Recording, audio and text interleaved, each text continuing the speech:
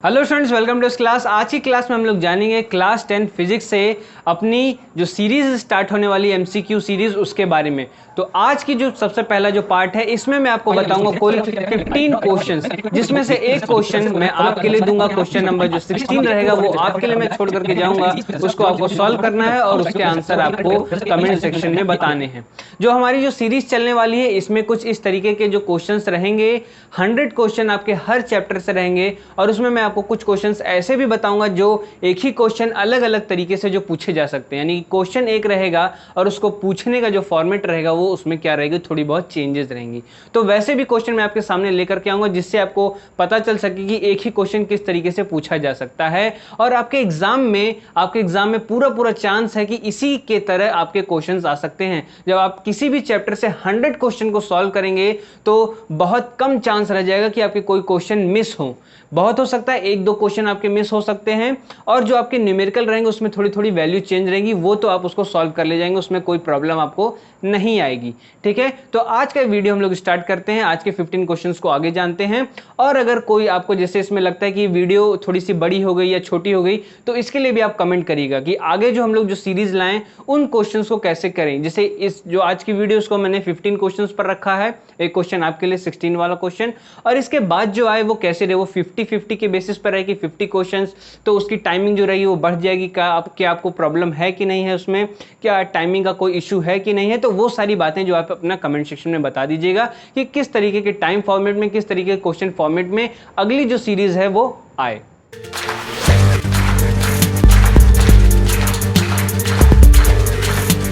Video की start करने से पहले मैं एक बात और आपको बताना चाहूँगा। एक डाउट आपके मन में ये हो सकता है कि हर चैप्टर से 100 एमसीक्यूज कैसे निकल सकते हैं।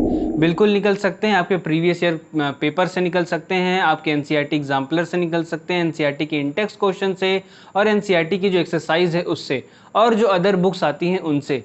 इन सभी जो क्वेश्चंस को अगर आप मिलाएंगे तो ये आपके 100 या 100 से प्लस भी हो सकते हैं। तो अभी स्टार्टिंग में हम लोग इसको 100 रख रहे हैं, फिर इसके बाद अगर ज़रूरत पड़ती है तो और इसमें से जो हमेशा जो पूछे जाने वाले क्वेश्चन हैं या जो अक्सर इंपॉर्टेंट क्वेश्चन जो बन करके आते हैं या अब तक आए हुए हैं तो उनको भी आपके सामने रखा जाएगा। तो सबसे पहले हम लोग बढ़ते हैं अपने पहले क्वेश्चन पे। देखिए पहला क्वेश्चन क्या दे रखा है कि conventionally in an electric circuit the direction of electric current is taken as opposite to the direction of the flow of.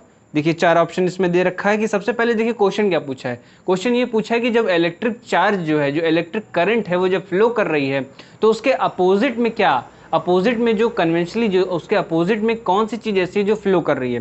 तो देखिए उसमें ऑप्शन दे रखा है कि कौन कौन सी चीज़ें हैं जो उसके अपोजिट डायरेक्शन में फ्लो कर रही है। पहला है इलेक्ट्रॉन, दूसरा है प्रोटॉन, तीसरा है न्यूट्रॉन और चौथा है नॉन ऑफ दीज। ये चैप्टर के दौरान आपने पढ़ा होगा कि जब भी कोई करंट यानी कि जब भी कोई इलेक्ट्रिक करंट फ्लो कर रही होती है किसी भी वायर में या किसी भी मीडियम में तो उसके अपोजिट डायरेक्शन में हमेशा कौन फ्लो करता है, इलेक्ट्रॉन। ठीक है, क्लियर हो गया। देखिए इसमें एक बात और रहेगी, जैसे कुछ क्वेश्चंस हैं आपके जो डायरेक्ट बेसिस पे रहेंगे, कुछ क्वेश्चन रहेंगे जिसका एक्सप्लेनेशन रहेगा, कुछ क्वेश्चन ऐसे रहेंगे जिसका सोल्यूशन रहेगा। तो आप कैसे किस तरीके के फॉर्मेट में चाहते हैं ये जो पूरी सीरीज है इसको भी आप कमेंट करके ज़रूर बताइएगा कि जो सारे क्वेश्चंस मैं आपको बताऊं उसका डायरेक्ट आपको सिर्फ आंसर बताते चलूँ या फिर मैं उसका हिंट आपको देते चलूँ या फिर पूरा एक्सप्लेनेशन और सोल्यूशन के साथ आपके सामने रखते चलूँ, इसका भी आप ज़रूर बताइएगा। इस पर डिपेंड करेगा कि कितनी टाइमिंग रहती है, कितने क्वेश्चंस कवर होते हैं उस पर। ठीक है, ये कमेंट करके आप ज़रूर बताइएगा कि किस तरीके से आगे की सीरीज़ या फिर आगे के जो वीडियो आने वाले हैं वो किस तरीके के बेस पर आपके सामने रखे जाएं जो आगे के क्वेश्चंस हैं। देखिए अगला क्वेश्चन क्या कह रहा है कि wire of resistance R is stretch to twice of its original length, its new resistance will be. यानी कि कोई भी एक वायर दे रखा है उसको क्या किया जाता है, ट्वाइस स्ट्रेच कर दिया जाता है। जैसे स्प्रिंग को स्ट्रेच करते हैं आप लोग तो स्प्रिंग क्या होती है, वो क्या कहती है, एक्सपेंड कर जाती है। वैसे ही एक वायर है जिसका रेजिस्टेंस आर है, उसको जब स्ट्रेच किया जा रहा है ट्वाइस तो उसमें कितना रेजिस्टेंस होगा ये हमको बताना है। देखिए इसमें ऑप्शंस क्या दे रखे हैं आपको, 4R, R/9, 3R and R/3। तो देखिए इसमें कुछ जो आपके रेजिस्टेंस दिख रहे हैं कुछ इसमें सीरीज में हैं, कुछ इसमें पैरेलल में हैं। जैसे कि आप अपने पीछे देख सकते हैं यहाँ पर कि कुछ सीरीज में कुछ पैरेलल में हैं। तो इसमें से कौन सा रहेगा। देखिए जब कोई भी रेजिस्टर है जब उसको ट्वाइस जब उसको क्या किया गया, एक्सपेंड किया गया, स्ट्रेच किया गया तो 2 टाइम्स किया गया तो इट मीन्स वो कितना हो गया, 4R। उसका रेजिस्टेंस कितना हो जाएगा, 4R हो जाएगा। जब उसको आप सीरीज में कैलकुलेट कर रहे हैं तो वो कितना हो जाएगा, सीरीज में रहेगा, वो पैरेलल में नहीं जाएगा क्योंकि उसको क्या गया, स्ट्रेच किया गया। ये नहीं कि उसको अलग अलग तरीके से उसको काट काट के जोड़ा गया, उसको पैरेलल बनाया गया है, तो इसमें कोई ऐसी बात नहीं की गई। उसको सिंपली स्ट्रेच किया गया, तो इसका मतलब उसको किस में रखा गया, सीरीज में रखा गया है। और जब सीरीज में आप जो रेजिस्टेंस है 2 रजिस्टर है, जब उसको आप सीरीज में डबल कर दे रहे हैं, यानी कि रजिस्टर को ट्वाइस स्ट्रेच कर दे रहे हैं, तो वो कितना रजिस्टर हमारा बन जा रहा है, 4 रजिस्टर बन जा रहा है। क्लियर। इसके बाद हम लोग अपने अगले क्वेश्चन पे चलते हैं। अगला क्वेश्चन क्या कह रहा है, metallic wire of resistance 12 ohm is bent to form a square, the resistance between the 2 diagonal points would be. तो देखिए इसमें आप देख सकते हैं अपने क्वेश्चन को, तो इसमें क्या कह रहा है कि कोई भी एक वायर है जिसका रेजिस्टेंस कितना है, उस वायर का जो रेजिस्टेंस है वो कितना है, 12 ओम है, और उसको जब बेंड किया जा रहा है, यानी कि किस फॉर्म में बेंड किया जा रहा है, स्क्वायर के फॉर्म में बेंड कर दिया जाता है। ठीक है, अब वो जो रेजिस्टेंस है जब उसको स्क्वायर के फॉर्म में बेंड कर दिया जाएगा, तो इतना आप जानते रहिए कि उसमें कोई भी चेंज नहीं होगा, वो जैसा है वैसा ही का वैसा ही रहेगा। पर इसमें क्वेश्चन क्या पूछा है, उसमें जो क्वेश्चन पूछा है जो उसके 2 डायगोनल पॉइंट है, यानी कि एक पॉइंट इधर रहेगा, एक पॉइंट इधर रहेगा स्क्वायर का। ठीक है, एक पॉइंट आप इधर देख सकते हैं, एक पॉइंट इधर देख सकते हैं, किसी भी स्क्वायर में आप जान रहे हैं जो स्क्वायर रहेगा उसके 2 डायगोनल पॉइंट्स रहेंगे। अब उन डायगोनल पॉइंट्स पे हमको बताने की कितना कितना रजिस्टर रहेगा। तो सिंपल सी बात है, आप इसमें इस्तेमाल कर सकते हैं अपना कोई भी फॉर्मूला, और इसमें आप जान सकते हैं जैसे 4 है, 4 इसके साइड्स हैं, आप जान रहे हैं 4 साइड्स है, और ये कितना है, 12 ओम का रजिस्टर है। क्लियर, 12 ओम का रजिस्टर है। जब आप इसको क्या कहते हैं, V = I/R करेंगे, V = I/R करेंगे, तो इसमें आप जान रहे हैं कितना करंट इसमें फ्लो करनी है, इसमें जितनी भी करंट फ्लो करनी है वो आपको बताना है। पर यहाँ पर हमारा मेन करंट से लेना देना नहीं, मेन हमारा लेना देना है कि इसमें कितने कितने 2 डायगोनल पॉइंट्स पे रजिस्टर निकलता है। तो सिंपली आप इसको डिवाइड कर लीजिए, किससे, 12/4 से। 12/4 से आप डिवाइड कर लेंगे, 12 ओम का रजिस्टर है हमारा, और जो 4 साइड्स हैं, जब इसको आप डिवाइड करेंगे तो कितना निकलेगा, 3 ओम निकलेगा। जब इसको आप डिवाइड करेंगे तो कितना निकलेगा, 3 ओम। यानी कि ईच साइड पे, यानी कि चाहे ये पॉइंट हो स्क्वायर का, चाहे दूसरा पॉइंट हो, चाहे तीसरा पॉइंट हो, चाहे चौथा पॉइंट हो, सारे पॉइंट्स पे जो रहेगा वो कितना रहेगा, 3 ओम। इसमें टू साइड्स का पूछा था, आपको चारों साइड्स का इसमें पता चल गया है। क्लियर, यहाँ से ये हो जाता है। ये थोड़ा ज़्यादा मैंने डिटेल में बताने की कोशिश करने लगे, थोड़ा लंबा हो गया होगा ये। इसके बाद हम लोग अपने अगले क्वेश्चन पे बढ़ते हैं। देखिए अगला क्वेश्चन क्या कह रहा है, अ fuse wire is a wire of, जो फ्यूज वायर है वो कैसा वायर होता है ये हमको बताना है। इसमें देखिए 4 ऑप्शन दे रखे हैं, एक है low resistance and low melting point, high resistance and high melting point, फिर तीसरा ऑप्शन दे रखा है low resistance and high melting point, high resistance and high melting point. तो मैं आपको बताना चाहूँगा जो फ्यूज़ होता है वो आप जान रहे हैं किस लिए काम में आता है। जब भी कोई भी हाई वोल्टेज आपके घर में आती है या फिर किसी इलेक्ट्रॉनिक इंस्ट्रूमेंट आप अपने सारे सिस्टम से कनेक्ट किए हुए हैं, तो उसमें जो फ्यूज़ लगता है वो किस लिए लगता है कि जब भी हाई वोल्टेज सप्लाई हो तो जो हमारा कोई भी इंस्ट्रूमेंट है या कोई भी जो हमारी मशीन है वो डैमेज ना हो। ठीक है, जो हाई वोल्टेज है वो वहीं पर रुक जाए। तो उसमें क्या यूज़ होता है, उसमें आप जान लीजिए कि उसमें रजिस्टर तो हमेशा हाई रहता है, पर उसका जो मेल्टिंग पॉइंट होता है, यानी कि जो उसका मेल्टिंग पॉइंट रहता है वो लो होता है। क्यों? क्योंकि जब उस पर जब हाई इलेक्ट्रिक वोल्ट आएगा, जब हाई उसमें चार्ज फ्लो करेगा तो वो क्या कर सके, मेल्ट कर सके। मेल्ट कर जाएगा तो कनेक्शन बीच से क्या हो जाएगा, ब्रेक हो जाएगा, और कनेक्शन ब्रेक होने से आपका जो भी इंस्ट्रूमेंट है या कोई भी मशीन है वो ब्लास्ट होने से या जलने से बच जाएगी, या फिर कह सकते हैं उसको खराब होने से वो बच जाएगी। इसलिए फ्यूज़ का इस्तेमाल किया जा सकता है। और आप यहाँ से जान गए कि जो फ्यूज़ है वो क्या रहेगा, हमारा हाई रेजिस्टेंस और लो मेल्टिंग पॉइंट। क्लियर। अब इसके बाद हम लोग आगे अपने दूसरे क्वेश्चन पे बढ़ते हैं। देखिए अगला क्वेश्चन क्या कह रहा है कि 1 kilowatt hour is equal to, 1 kilowatt hour किसके इक्वल टू, कितना इक्वल टू होता है।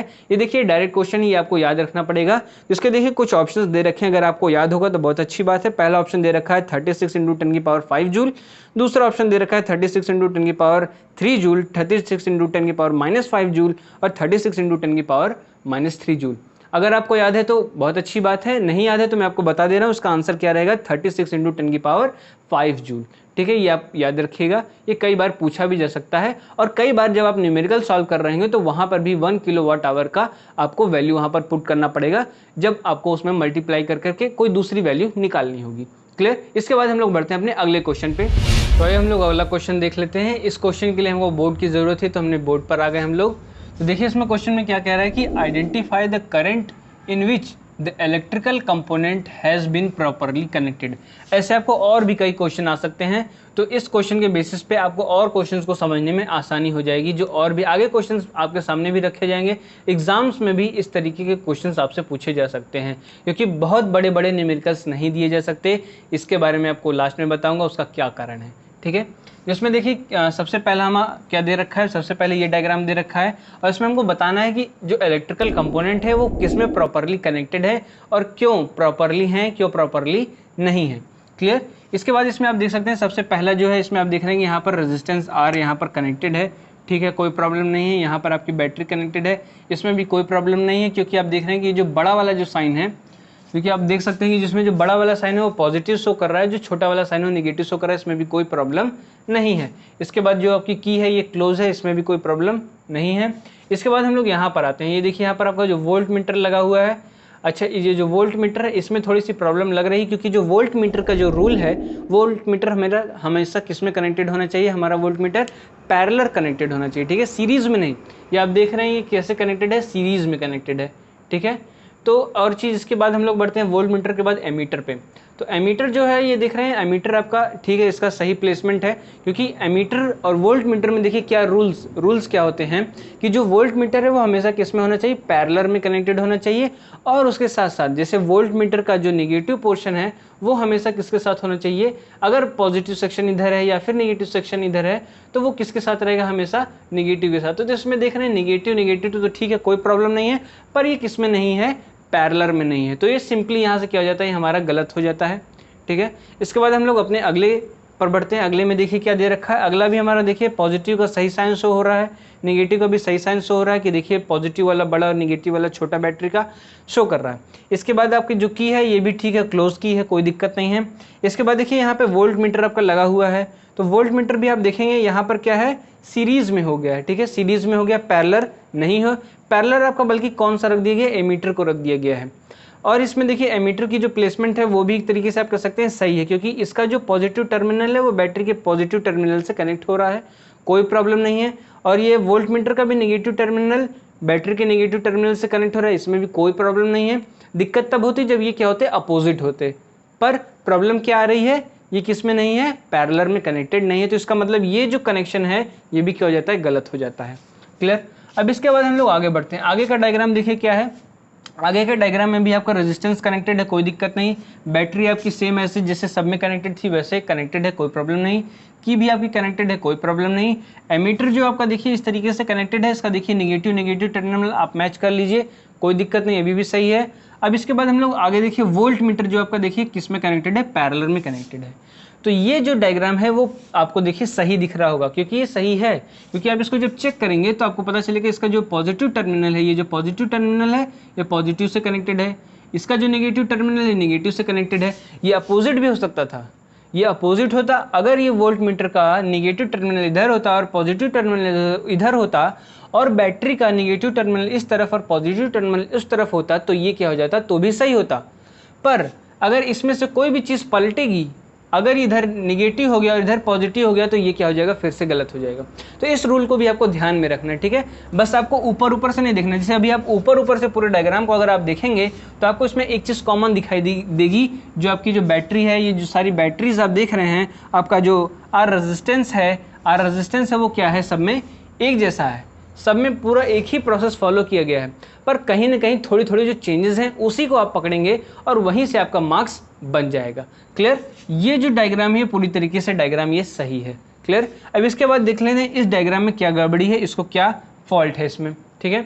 अब इस डायग्राम में आप देखेंगे इसमें भी वही रेजिस्टेंस है, वही बैटरी के टर्मिनल्स भी सही लगे हुए हैं, की भी सही लगी हुई है। पर यहाँ पे देखेंगे जो एमीटर आपका लगा हुआ है ये यहाँ पर निगेटिव टर्मिनल और यहाँ पर ये क्या है, पॉजिटिव टर्मिनल। तो यहाँ से क्या हो जाता है, ये आपका देखिए रूल को फॉलो नहीं करता है, जिसकी वजह से ये जो कनेक्शन है ये क्या हो जाता है, रॉन्ग हो जाता है। ये जो इलेक्ट्रिकल कंपोनेंट हैं वो क्या हो जाते हैं, रॉन्ग हो जाते हैं।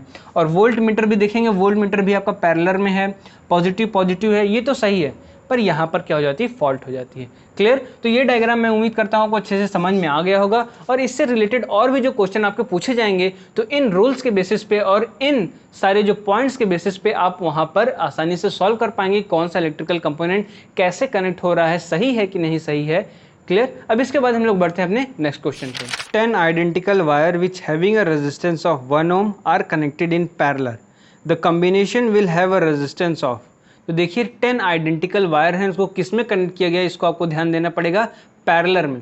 क्योंकि उसमें कुछ क्वेश्चन बदल सकता है तो उसमें सीरीज कर देगा, तो सीरीज में इसकी वैल्यू अलग हो जाएगी और पैरेलल में इसकी वैल्यू अलग हो जाएगी।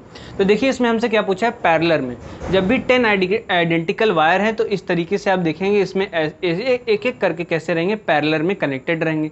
जब 10 आइडेंटिकल वायर हैं तो सिंपली अब इसको क्या कर सकते हैं, 1/r, पैरेलल का जो फॉर्मूला है r is equal to 1/r p यानी कि पैरेलल।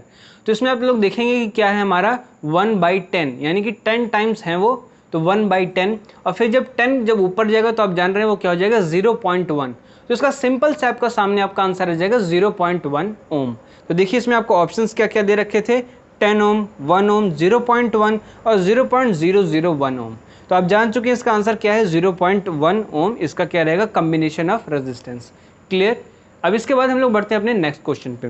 नेक्स्ट क्वेश्चन क्या क्या रखा है कि Ohm's law state the relationship between, Ohm's law आप जाने हैं अपने चैप्टर के दौरान, अगर आप नहीं जाने हैं तो एट लास्ट में जब चैप्टर का रिवीजन मैं आपको करवाऊंगा तो भी मैं आपको बता दूंगा कि ओम्स लॉ क्या है, क्या उसका फॉर्मूला है और क्या क्या उसके सारे कहाँ पर उसका यूज होगा न्यूमेरिकल्स में। तो देखिए इसमें क्या क्या दे रखा है ऑप्शंस, देखिए electrical current and resistance, electric current and work, electric current and potential difference, electric current and electric charge. तो जिन लोगों की इसकी डेफिनेशन याद है उनको तो समझ में आ गया कि कौन सा ऑप्शन है, जिनको नहीं याद है उनको मैं बता देता हूं तो जान जाएंगे। इसका थर्ड ऑप्शन सही है, वो क्या है, electric current and potential difference. ठीक है, ये आपके ओम्स लॉ से ये रिलेशनशिप बिटवीन किसमें शो करता है, electric current and potential difference में। क्लियर। अब इसके बाद हम लोग बढ़ते हैं अपने अगले क्वेश्चन पे। अगला क्वेश्चन क्या क्या रखा है कि is used exclusively for the filament of the bulb. आप लोग जान रहे हैं कि बल्ब के फिलामेंट में कौन सा मटेरियल है, कौन सा मटेरियल जो यूज होता है। ऑप्शंस आपके सामने हैं, कॉपर, एल्यूमिनियम, सिल्वर और टंगस्टन। आप बचपन से इसको पढ़ते आ रहे हैं, सिंपल सा आंसर है। अगर आप जान रहे हैं तो बहुत अच्छी बात है, नहीं जान रहे हैं या फिर आपके ध्यान से उतर गया है तो मैं आपको बता देता हूँ, इसका फोर्थ ऑप्शन आपका सही रहेगा, टंगस्टन। क्लियर। अब इसके बाद हम लोग अगले क्वेश्चन पर बढ़ते हैं। अगला क्वेश्चन देखिए क्या दे रखा है कि the unit of resistivity is, resistivity की यूनिट क्या है ये आपको बताना है। रेजिस्टिविटी की यूनिट क्या है, ओम मीटर। ठीक है, रेजिस्टिविटी की क्या यूनिट है, ओम मीटर। फिर इसके बाद हम लोग अपने अगले क्वेश्चन पर बढ़ते हैं। देखिए अगला क्वेश्चन क्या दे रखा है कि the resistivity does not change, resistivity does not change, कब रेजिस्टिविटी कब चेंज नहीं होगी, if the material is change, material अगर चेंज हो जाए, the temperature is change, the shape of the resistor is change, both material and temperature are change. तो resistivity तब change नहीं होगी जब इसका रजिस्टर यानी कि the shape of the resistor is change, तब रेजिस्टिविटी में कोई चेंज नहीं होगा। इसके पहले भी जब स्क्वायर वाली बात हुई थी या फिर स्ट्रेच करने वाली बात हुई थी तो मैंने आपको बताया था, स्क्वायर वाले में शायद मैं आपको बताना भूल गया था, पर जब स्ट्रेच हो रहा था वायर तो मैंने आपको बताया था कि जब इसका जो शेप चेंज हो रहा है तो उसकी रेजिस्टिविटी में कोई डिफरेंस नहीं आ रहा है। वही क्वेश्चन देखिए यहाँ पर आपको दूसरे फॉर्मेट में पूछ लिया गया है। उस क्वेश्चन में मैंने आपको ये चीज़ बताई थी, अगर आपको ध्यान रहेगा तो आप ये क्वेश्चन भी आसानी से कर लेंगे कि जब भी कोई चेंज नहीं हो रहा है तो उसकी रेजिस्टिविटी क्या रहेगी, एज इट इज रहेगी, उसमें कोई भी चेंज नहीं आएगा। क्लियर। इसके बाद हम लोग अगला क्वेश्चन देख लेते हैं। अगला क्वेश्चन क्या कह रहा है, विच material is the best conductor. अब आपको अगर ध्यान हो कंडक्टर और इंसुलेटर के बीच का डिफरेंस क्या है, अगर आपको याद है तो बहुत ही अच्छी बात है। इसमें आपको डिफरेंसेस भी पूछ सकता है, उसमें मैच द कॉलम्स में आएगा। आगे क्वेश्चंस में उसको आपको रखूंगा आपके सामने कि मैच द कॉलम के थ्रू आप बताएगी कौन सा कंडक्टर और कौन सा इंसुलेटर है। और यहाँ पर देखिए दे रखा है कि which material is the best conductor. इन चार ऑप्शन में से बेस्ट कंडक्टर कौन है ये आपको बताना है। पहला ऑप्शन क्या है हमारा, आयरन दे रखा है, दूसरा ऑप्शन मरकरी दे रखा है, तीसरा ऑप्शन डायमंड और चौथा ऑप्शन दे रखा है पेपर।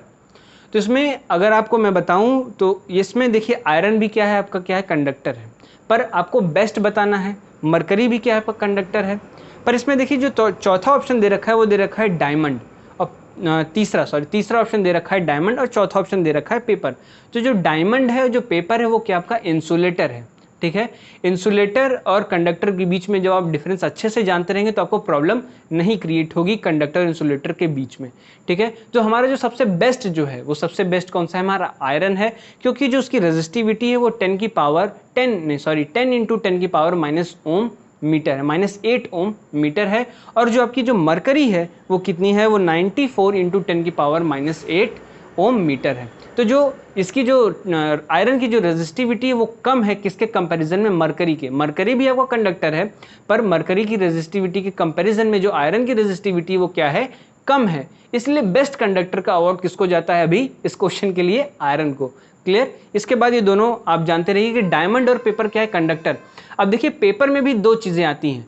अगर इसी क्वेश्चन में दे देता कि पेपर जो है आपका ड्राई है या पेपर आपका वेट है, तो वहां पे भी जो वेट पेपर रहेगा वो आपका क्या हो जाएगा, कंडक्टर हो जाएगा। जो आपका ड्राई पेपर रहेगा वो हमेशा क्या रहेगा, इंसुलेटर। क्लियर, इस बात को आप अपने माइंड में रखिएगा। अगर क्वेश्चन आता है, इसमें भी देखिए घुमा फिरा कर आता है, तो आपको जानकारी इसके बारे में रहेगी। इसके बाद देखिए अगला क्वेश्चन क्या, what is the resistance of an air gap. Air gap के बीच में क्या रेजिस्टेंस है, इस क्वेश्चन में ये पूछा गया है। तो एयर गैप के बीच देखिए कोई भी पार्टिकल है या कोई भी मैटर है, उसके बीच जो एयर का गैप होता है, या फिर कह सकते हैं जैसे बादलों और पृथ्वी के बीच है, यानी अर्थ के सरफेस के बीच जो एयर गैप है, उसके बीच कितना रेजिस्टिविटी है, कितना रेजिस्टेंस है, ये हमको बताना है। इसमें 4 ऑप्शंस दे रखे हैं। पहला ऑप्शन आपका दे रखा है 5.20 × 10⁻⁸। दूसरा ऑप्शन आपका दे रखा है इनफाइनाइट, और तीसरा ऑप्शन दे रखा है 1.60 × 10⁻⁸, एंड चौथा ऑप्शन आपका दे रखा है 1.62 × 10⁻⁸। अगर आपको पता है कि आंसर क्या है तो आप कमेंट करके ज़रूर बताइएगा इसका आंसर क्या रहेगा। अगर आपको नहीं पता है तो मैं आपको बता देता हूं कि एयर के गैप में जो रेजिस्टिविटी रहेगी वो आपकी क्या रहेगी, हमेशा इनफाइनाइट रहेगी।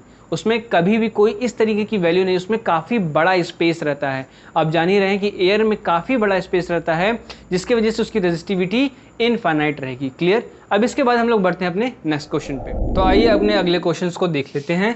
सबसे पहला क्वेश्चन देखिए क्या दे रखा है कि an electric iron draw a current of 4 ampere when connected to a 220 volt main, it resistance must B.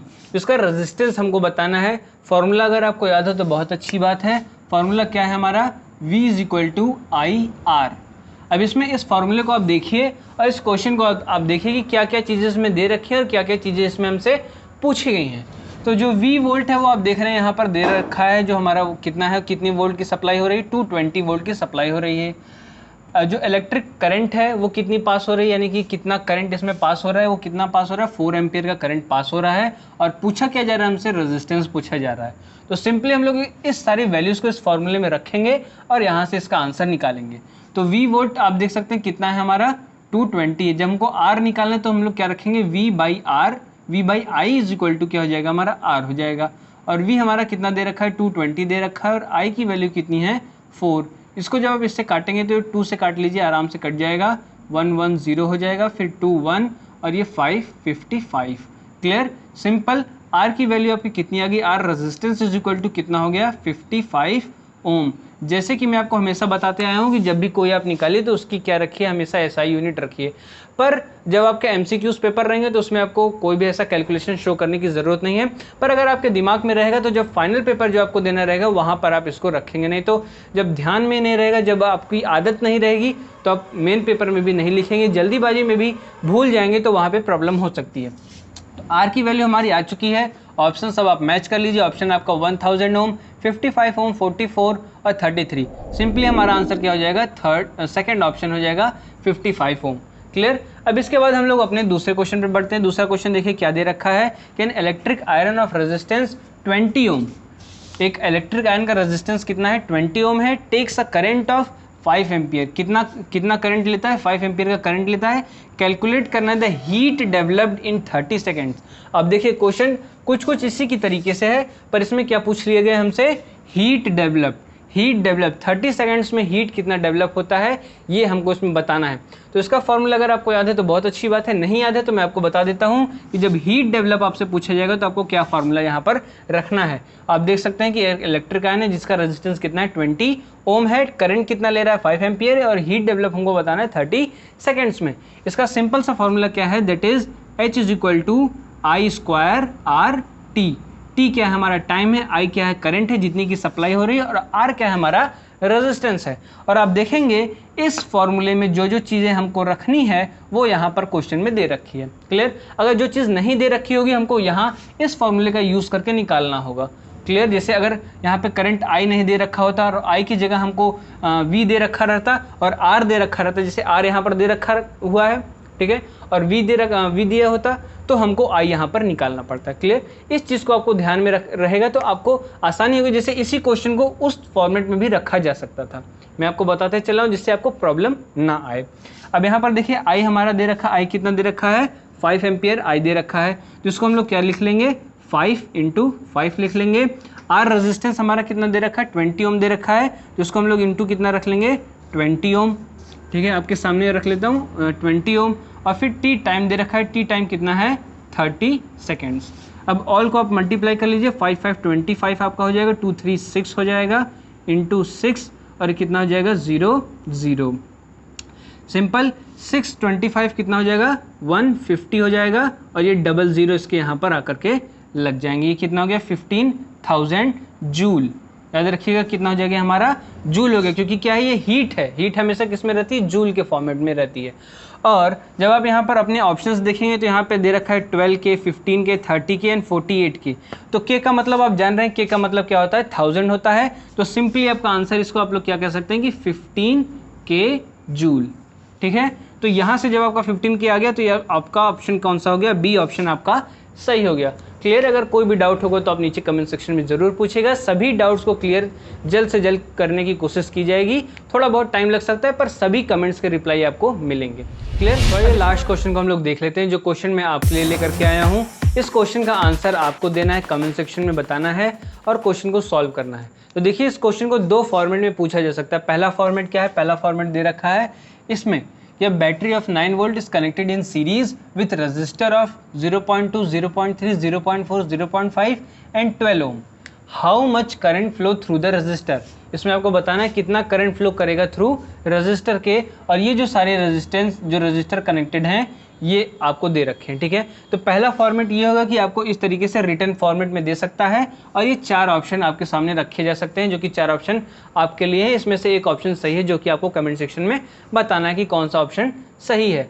और दूसरा इसका पूछने का तरीका है कि आपको इस तरीके के फॉर्मेट में क्वेश्चन दे रखा है, यानी कि इस तरीके से भी आपको यही क्वेश्चन पूछ सकता है, और इस तरीके से भी ये क्वेश्चन आपसे पूछा जा सकता है कि इस तरीके से आपको दे दिया और आपसे सिर्फ पूछा गया कि how much current flow through the register. ठीक है, बस इतनी सी बात इसमें और ऐड हो जाएगी, बस इतनी सी, मतलब एक line how much current flow through the register, और ये डायग्राम आपके सामने रख दिया जाएगा। तो यानी कि क्वेश्चन आपका एक ही रहेगा और पूछने का तरीका 2 हो सकता है।